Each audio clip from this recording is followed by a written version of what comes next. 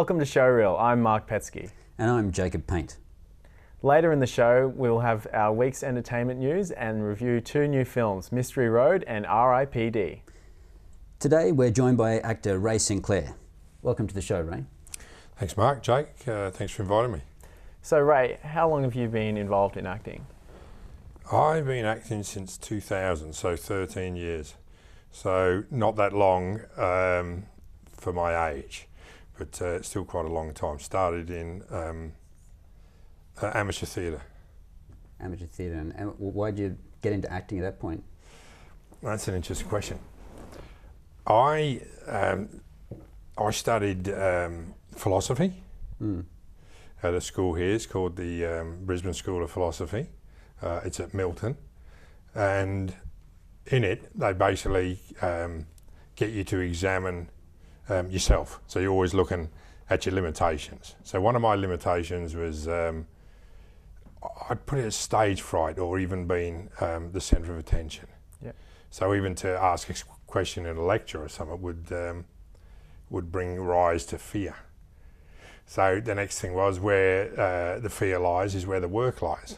So they put on Shakespeare plays, and I'd put my hand up for one. Got cast in the role of the clown, Costard, in Love's Labour's Lost. Spent the next 9 months, it was a very slow rehearsal period, spent the next 9 months kind of very nervous, very worried about the whole process. Didn't know if I could do it even when the final curtains went out and I walked on the stage. I was first on stage, the lines were there, bang, did it, loved it, and that was it. So broke the door of fear. So it wasn't a desire. And how did you overcome that? How did you overcome that initial fear? Meditation. Yeah. Yeah, I don't want to get too philosophical with it, but basically when fear arises, if you can take the mind elsewhere from the fear, so by connecting with the senses, you can quell the fear, and then walk through the door and bango, that's it. I mean, Hugh Jackman, I'd never met him, but he goes to the same school. He went to the one in Perth, and he's still involved with the one in New York. He talks about it as well, same school. Was that something you used in your life previous to doing this acting, or was that something you found through acting? No, I'd used it prior to, and then found that, if you like, by stilling the mind through meditation, therefore you could then attempt things that you would normally not do. I mean, with any fears, fear of flying or fear of acting or fear of creativity. And especially, I guess with a lot of those things, it's just a case of getting out there, and once you've done it, you realise there's not as much to be afraid of anyway. Well, that's exactly right. The voice of fear, if you like, gets smaller and smaller till it can't be heard, and therefore you break the limitations that you put on yourself. And that's what philosophy is about. Well, the one I study anyway. So you did that play, and then you finished that and rave reviews, and the rest is history. No, not really rave reviews. I mean, I remember the opening night on the Thursday, I felt quite despondent because it was a Thursday audience and they all had to get up for work, and I thought we deserved a greater round of applause, but didn't get it. And I was like, oh no, this is too much hard work, I think I'll give it away. You know, I'll finish off the next few nights with it. But then the Friday night audience was different, the Saturday night audience was different again. And then it was rewarding and gratifying, and the ensemble, the whole ensemble of it putting together was just a joy in the end. And that's kind of how I got into it. So not through desire, but purely through a self-limitation that was recognised whilst meditating. And how did you find the transition from doing stage acting into film? Well, there was a lady in that first play that went on to QUT to do a degree in film and television and documentary making, and she wrote a film for QPix called Through Different Eyes. The creative team behind it was a company called A-Vision. They've now disbanded, but very talented lads. And she phoned me up one day and said, "Can you do this film for me?" And I said, "Well, I've never done any film work, you know." And she said, please, Ray, you know, I'd really like you to do it. You know, I know you could do it. Can you read for the director? Was stuck because the actor they'd cast had got a paid gig and took off, which is quite right as well, you know. And so anyway, I went and read for the director and said, you know, if you don't let me know by Friday, I'm doing something else the weekend. Well, he cast me, and then we went out to Calbar and filmed in this butcher And lucky enough, the lead actress there was a lovely lady that's a local Brisbane lady, Jennifer Godwin. And I picked her up, and on the drive out, which was 100 kilometres, I kind of picked her brains as to what you need to do on set. And she was pretty shocked that I hadn't been on a film set. I was casting the lead in this Cupex film. And anyway, I just used the philosophy and the meditation. I just waited to be told what to do or what not to do, and then I just did my best, and the film turned out really good. Yeah. So it screened at the New York Independent Film Festival for Cupex, so it was quite a good film. So, and then from there, I loved that process of filmmaking when I saw it, and went on from there. And was that when you sort of found your passion for it? Yeah. And so what are some things you're involved with at the moment, film-wise? Well, I'm in the UK. I'm based in the UK at the moment and Australia. So I've flown back 2 weeks ago. A film we started filming literally 4 years ago called Rider Country, based up in the Sunshine Coast by a production team what they call Myrtle Town Productions. Now it stars some good Aussie names. It stars Conrad Colby, Rowena Wallace is in it, Lara Cox, Kim Jackson, Jeff Gannon, Greg Hatton, Luke Sumner and Peter Sumner. So people in the Aussie world will know some of that, and myself as well. So I came over to see the screening of that. It took 4 years to finish because after 2, the producers weren't happy with the results, so they re-scripted it and they made my character bigger in the film, and I play the contractor, the hitman. And I've seen the film, it's good quality. And, was that a bit of an honour for you, for them to go, oh, this isn't good enough, we need more of Ray in the film? Was that kind of like a bit of a buzz for you? That was. Yeah. Well, I only had one scene, and I was torturing, I won't give the film away, but I was basically torturing this young lady, and that was the only scene I was in. And has that been a bit of a stereotype for you, to play the villain, the bad guy? Do you ever play the good guy in your film work? Never. Is there any good in Ray? Oh, it's all good. Do you think you could portray a non-villainous character? I could. Yeah, Ray's a good guy. Yeah. But it's really, with actors, you got to know your type early on. Yeah. There's no good pitching for roles like a Hugh Grant character. Yeah. When you really know it's not necessarily out of your depth, but you don't have the genetics, you don't have the voice, you're not the romantic lead, so you kind of know that you look, De Niro-esque as it were. So you look at those roles. I mean, actors like that, great actors like that, he's never played out of type. Yeah. De Niro, he always plays De Niro. So I do the same thing, know my type. Great. No worries. Well, we have to take a break now. But we'll be back soon with the latest movies and news. Don't go away.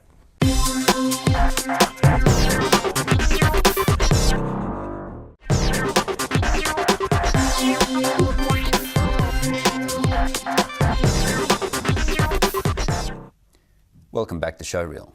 American cable TV channel Showtime has aired a teaser trailer for its upcoming series Penny Dreadful. Set in Victorian London at the turn of the century, the psychological thriller serial features classic literary characters including Dr. Frankenstein and Dorian Gray. The series was created by Oscar-nominated writer John Logan, who will serve as executive producer along with Oscar-winning director Sam Mendes. The cast includes Billie Piper and Timothy Dalton. According to reports, Colin Farrell and Paula Patton are in talks to star in the upcoming film adaptation of the video game series Warcraft. The epic fantasy film is set to be directed by Duncan Jones, son of legendary musician David Bowie. The film is currently slated for a 2015 release. Neil Marshall is set to direct and write the American remake of the Norwegian fantasy found footage film Trollhunter. Producer Chris Columbus is seeking an early 2014 shoot. Columbus is known for his many successful films, including Mrs. Doubtfire and the first 3 Harry Potters, and for his discovery of America.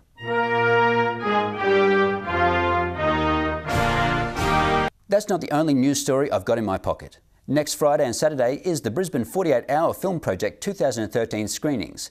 Get your ticket for Saturday night to see Area 31's production, short film A Day in the Death, directed by me. The film is a mockumentary following a day in the life of a zombie who has to deal with society's anti-zombie prejudices. Yeah, I know, it's a good story, right? And that's the news.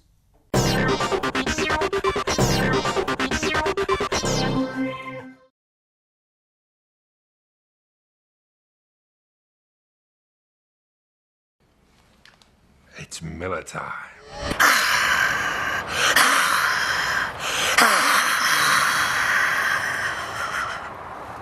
Bingo. Safe as houses.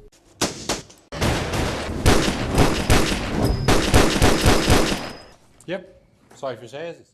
Where the Showreel. do you think you're going? Oh, we're just going outside.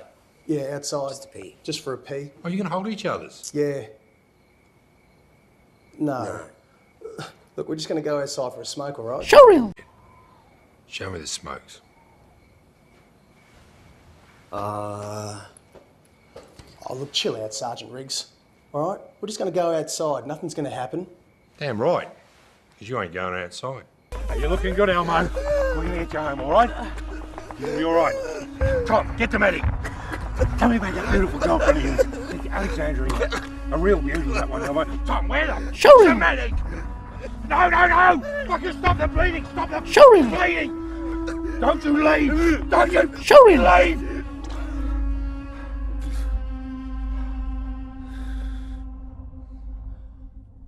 Showreel. So that was a little teaser of some of Ray's work. Now, Ray, you've been trying to make it in the UK. How's that been going for you? Yeah, not too bad, Mark. It's difficult. I mean, I found myself in a position where I could give the UK a real shake. London's where it happens. Manchester's the other hub.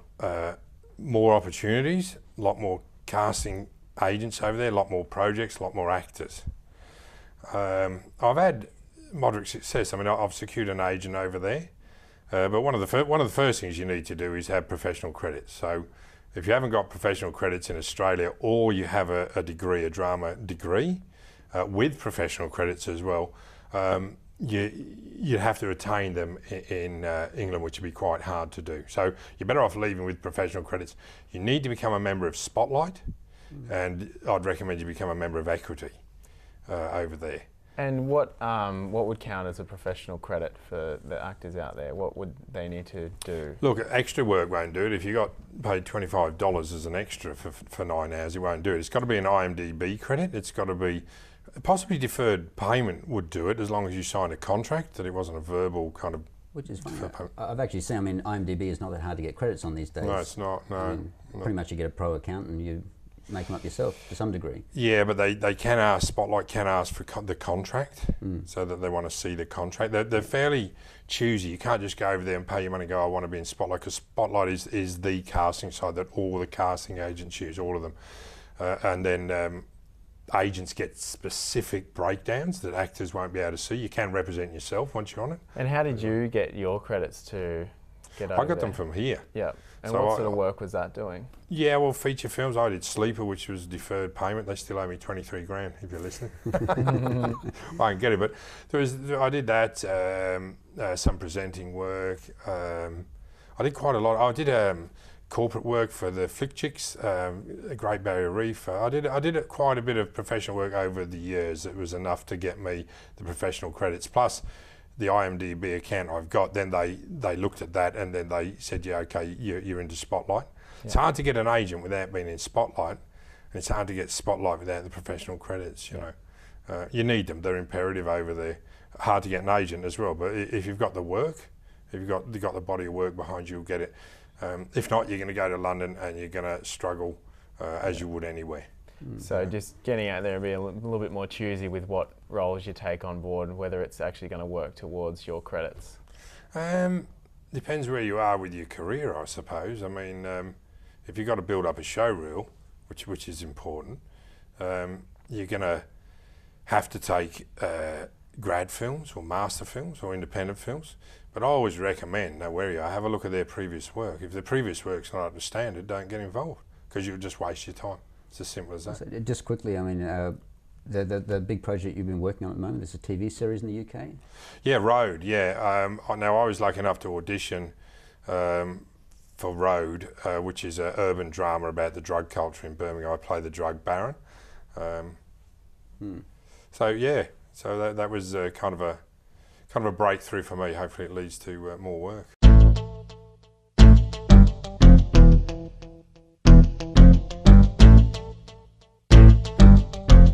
Need your help, you know, dude.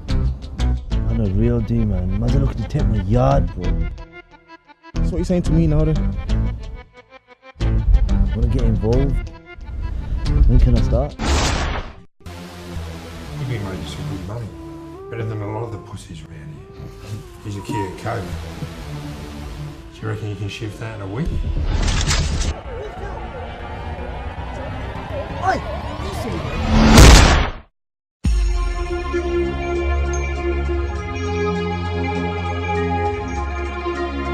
One day you're gonna make us all really proud.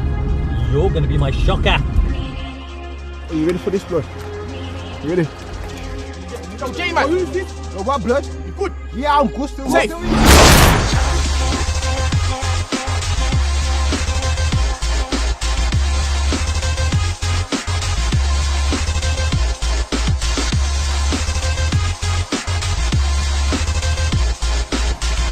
Well, go on, blood. What, man? Listen, bro. Don't fuck around, innit? Yo, baby. Yo, what you saying now, man? Oh, you got my thing then. Thought you hooked these fools up, man. Yo!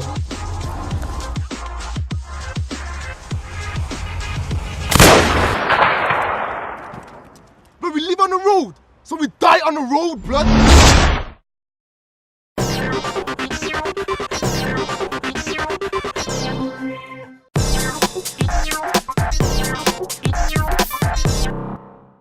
Welcome back to Showreel. This week, Jacob and I reviewed separate films. First up is R.I.P.D. Let's take a look at the trailer. We are the R.I.P.D., the greatest lawmen that ever lived and died. When the afterlife comes after us, the R.I.P.D. is there to protect us. I got this. R.I.P.D. R.I.P.D. is a story about Nick, a crooked cop who gets killed on the job and gets a second chance at life working for the Rest in Peace department. Nick gets partnered up with Roy, an ex-cowboy from the Wild West, and is sent back to Earth to hunt down the dead, who slipped through the cracks and are living as zombies on Earth. The movie features some big names like Jeff Bridges, Ryan Reynolds and Kevin Bacon.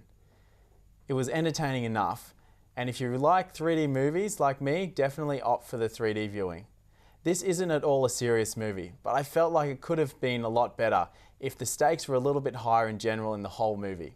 You never really felt like the leads' lives were in danger or at risk because they were already dead, and the zombies were all made using CGI and looked very cartoonish. One thing I thought they didn't play up or push the envelope enough with is the fact that on Earth, Ryan Reynolds looked like an old Asian man and Jeff Bridges a hot blonde Barbie. This idea had the makings to be hilarious, but they played it very safe with the humour. Jeff Bridges was probably the standout as a renegade cowboy, and Kevin Bacon did a great job playing the villain. In saying that, I do much prefer Jeff Bridges' portrayal of the cowboy in True Grit. I feel like this was a PG version of that, but still very entertaining. I would give this movie 2.5 stars. It wasn't great, but not terrible either. Now it's over to Jacob with Ivan Sen's latest Australian film, Mystery Road. But first, let's take a look at the trailer.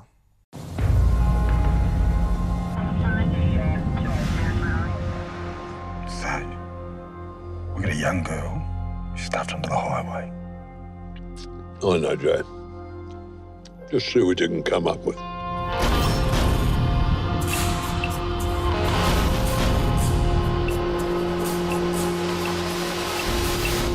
What are you doing out there today? Just sightseeing. You see anything interesting? Maybe. So watch where you step, J-boy. Those big boots of yours will get you in trouble, huh? Get you in trouble. So what, you just here for work? Not here to see your daughter? Look, what do you want, Jono?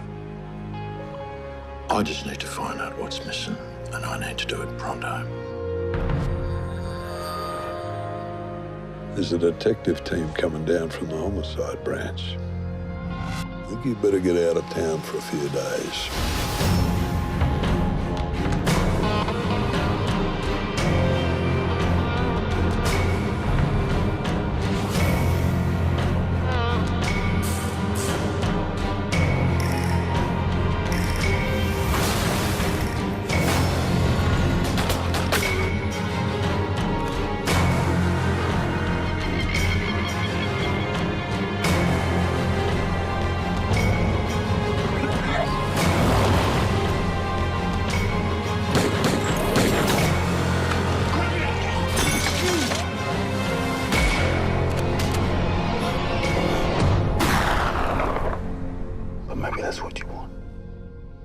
keep everything in its place.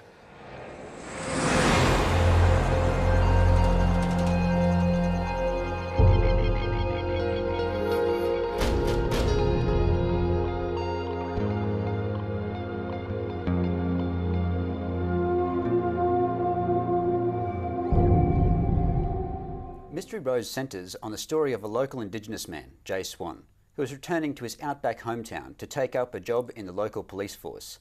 His first job upon arriving is to investigate the suspicious death of a local Indigenous girl. As you can guess, the local otherwise white police force is not interested and presses Jay to give up the investigation.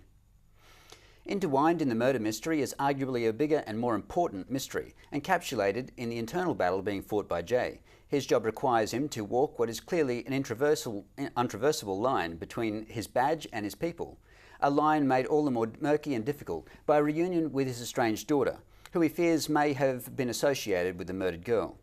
Jay is also on the outer with some of the local Indigenous community, for many of whom his job marks him as a traitor.